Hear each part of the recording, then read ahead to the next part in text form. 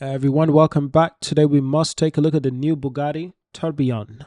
This is by far Bugatti's most impressive vehicle thus far. This is by far Bugatti's most impressive vehicle thus far. And believe it or not, that might actually be an understatement.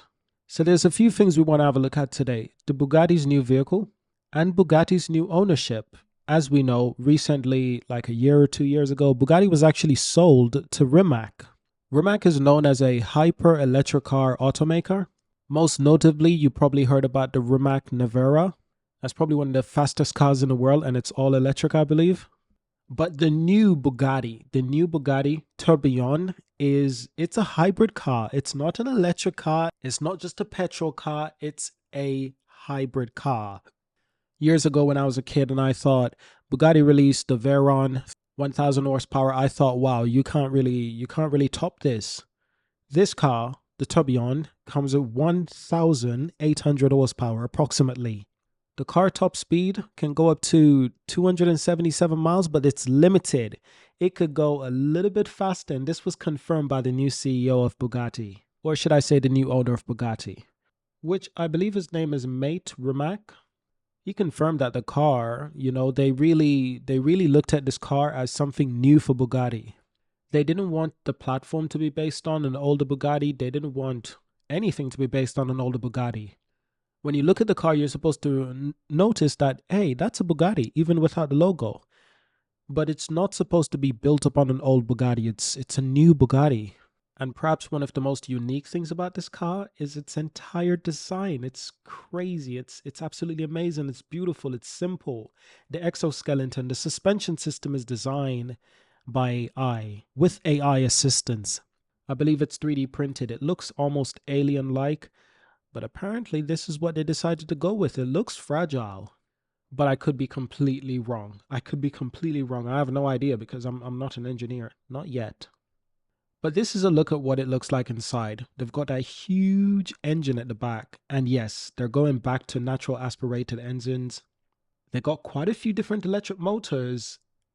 The electric powertrain right there in the center of the vehicle, and that huge engine at the back. Mamma mia. This thing, it just makes me want to own a Bugatti. And of course, everyone says that, but seriously, so this is the skeleton system of the car. This is the skeleton system of the car. And this car has been theorized for quite some time. Bugatti has been trying to make this car for quite some time. The 0 to 62 miles an hour is crazy. 2 seconds. 0 to 60, just a little bit under 2 seconds. Remarkable. And something new to Bugatti, of course, is the doors. We've never had these sort of doors before from Bugatti where the doors are sort of like have a butterfly effect. We've never really had that before. The gauge cluster is actually built by a watch manufacturer, and you can get it customized to your own liking. The interior, of course, it would come in blue. It's a French company, and I happen to really like this blue. It's almost like a baby blue. But the car itself, you can see, it is future-proof. So even in 10, 20 years, you won't be able to tell when this car was created. What I mean to say is that it's going to age incredibly well. It's going to age like fine wine. Quite a few things are different in this car. One of the things that really surprised me was the new steering wheel. As you can see, the cluster doesn't actually turn. It's fixed position, but its intricacy, it's all built by a watch manufacturer. But it's the actual steering wheel that turns. The rest of it actually doesn't turn, and I think that's actually a really clever idea. I think that's truly Bugatti, isn't it? It's truly what they're trying to push the boundaries of technology ultimately.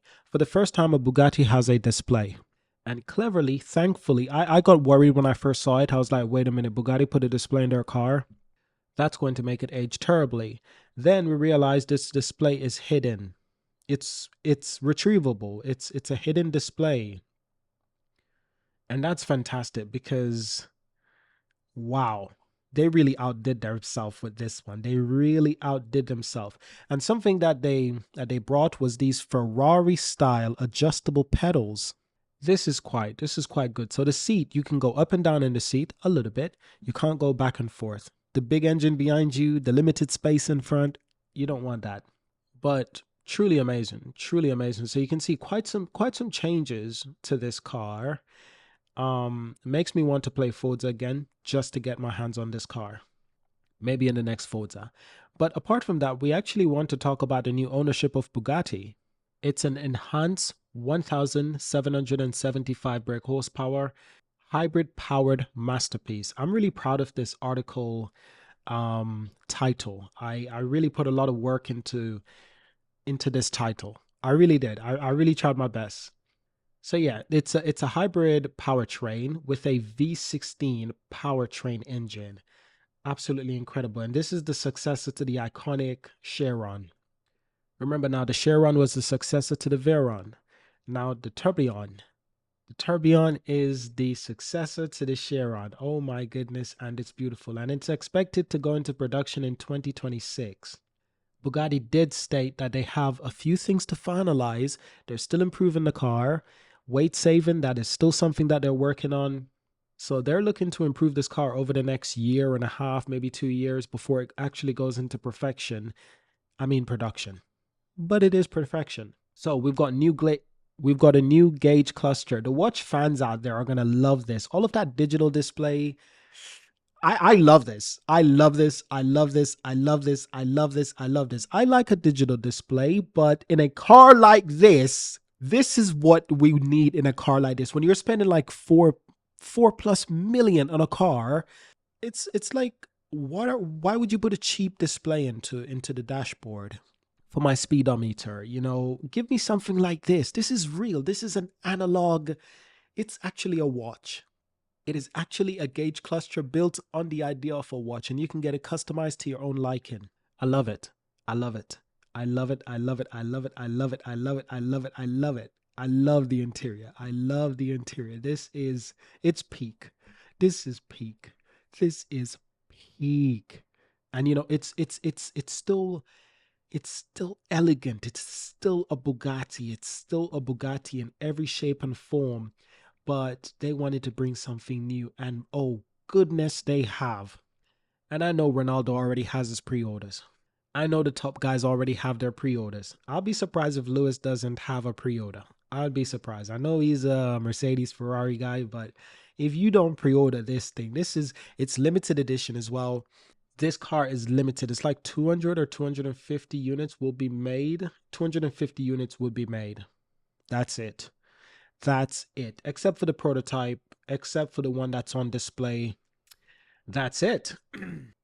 So if you're not good friends with Bugatti, if you haven't bought the previous Chiron, the previous Veyron, chances are you're not going to get this car. The waiting list, the demand is high. Oh my goodness. Oh my goodness. Look at that. Look at that. I mean, damn, men really create car because it's our dream from our childhood, isn't it? It's like it really takes human obsession to a point where we can accomplish. This is not a car. It's a toy. A really expensive, rare, special, mechanical engine toy that's really big, and it can do 277 miles an hour. This is a toy for men, and it's the toy we've always wanted to play with. Let's be honest. Let's be honest. Let's be honest. Since we were kids, since we were boys, we picked up the cars. Let's be honest. It's a beautiful toy. Men still buy cars as their toys. I mean, I do. You think I'm buying a car just for practicality? No, I'm buying it also because I buy a BMW M4 because it's a toy. It's a toy. It's a really big, powerful toy, but it's a toy. Still my baby.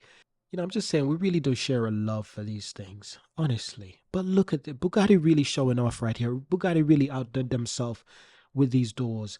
Everything on this car, they really outdid themselves. They really did. They really did. And Bugatti is probably the only company that could realistically compete with Ferrari. I know that sounds crazy because Ferrari makes 14,000 vehicles a year. But when you really think about what Bugatti represents, what Ferrari represents, Bugatti is the only company that's likely to compete with Ferrari. If Bugatti started mass producing vehicles, but they created new vehicles and mass produced them, yeah, But I don't think Bugatti wants to be the next Ferrari. I think Bugatti wants to be even more rare, even more extreme, even more profit. Speaking of profit, let me just show you. This is a look at how much profit Ferrari makes per vehicle. $126,000.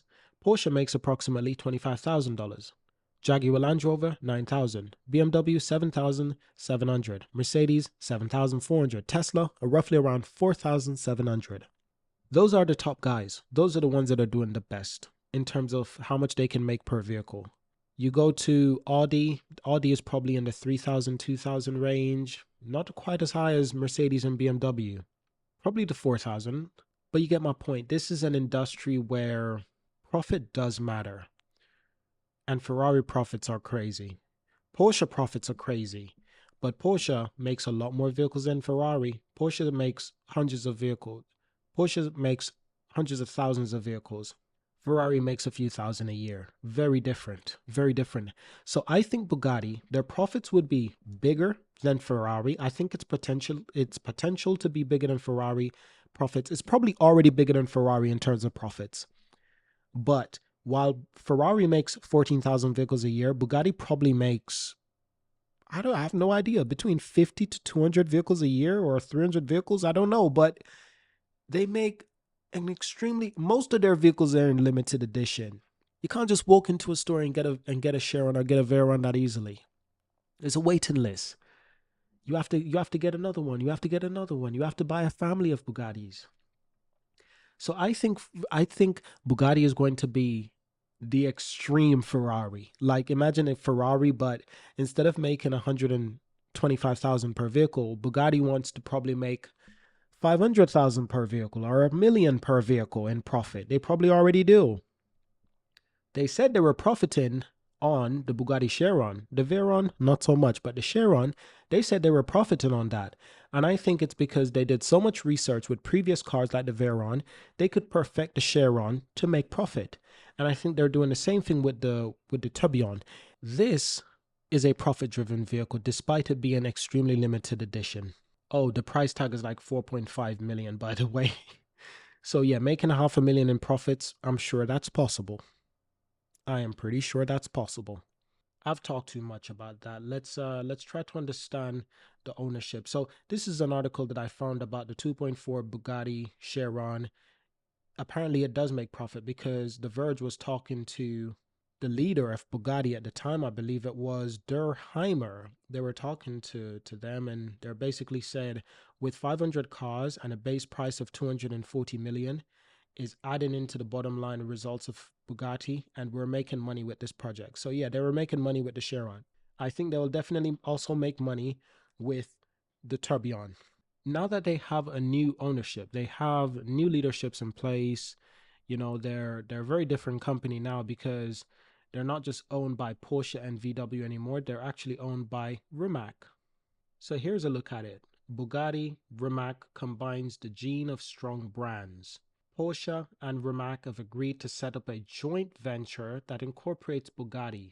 Oliver Bloom and Mate Rimac have signed the corresponding agreement and announced the name of the new hypercar manufacturer, Bugatti Rimac. The joint venture will have its headquarters in Zagreb, Croatia, and it's scheduled to be established in the fourth quarter of 2021. So yeah, this deal went through quite a couple of years ago. This is subject to prior approval of antitrust authorities in several countries. Rimac will hold a 55% share in Bugatti Rimac joint venture, while Porsche will have a 45% share. Porsche also owns a 25% share in the Rimac company directly. So let me get this right. Porsche owns 24% of Rimac, and they also own another 45% of the parent company to Rimac, which is Bugatti Rimac. Sounds like Porsche is the majority shareholder in all of this. So Bugatti will be brought into a joint venture by the current owner, Volkswagen. It gets even more complicated because it's like there's the Porsche holding company that owns Volkswagen, the car company, and owns Porsche, the car company, now owns 25% of Rimac, the car company, and 45% of Bugatti Rimac. It gets complicated. The shares will then be transferred to Porsche. Bugatti Rimac combines a gene of two strong brands. So what I'm trying to understand is this new owner structure. How does it entirely work? So Porsche AG will play a major role as strategic partner. Porsche chairman and executive board, Oliver Bloom, and deputy chairman and member of the executive board responsible for finance. So it's definitely Porsche AG, which owns 45% of the Rimac Bugatti group, the Bugatti Rimac group. And they also own that 24% as well of the direct Rimac group. So it's like Porsche has double ownership. And that's just the way Volkswagen and Porsche do business. Here's a look at that share structure. So the new company, Bugatti Rimac, Porsche 45%, Rimac Group 55%, but Porsche owns 22% or 24% of that Rimac Group anyway. So it does really sound like Rimac Group is the one who has the majority ownership of most of what's going on, but Porsche has the control and interest to the point where they can probably have a lot of decision making within the Bugatti Rimac Group. So as confusing as that is, I hope you do get some better understanding of what's going on with the new Bugatti setup. It's owned by Rimac Group, essentially, but Porsche has a strong holding in the company. And Porsche owns Volkswagen, and Volkswagen owns Porsche. Here's what I do want to understand. How much money did Rimac pay for Bugatti, pay for this ownership of Bugatti? Okay, they own 55%. How much did they pay for that? Well, because it's a new parent company. The Bugatti Rimac is a parent company of Bugatti and Rimac. So you see how quickly this gets confusing. So yeah, what I really want to understand and know is, yeah, how exactly or how much exactly did the founder of Rimac pay for the Bugatti company or for the controlling interest in the Bugatti company? No idea. No idea. It's not really public knowledge. By the looks of it, it's not really public knowledge. But I do believe Porsche has been a long investor in the Rimac Automobile Group. They have been a long investor. Just look at this. Porsche joined the young technology and sport car company as an investor in 2018 and increased its stake to 15% in September 2019. Porsche has invested in an additional 70 million euros. This means that the sports car manufacturer will hold a 24% of the share without exercising a controlling influence.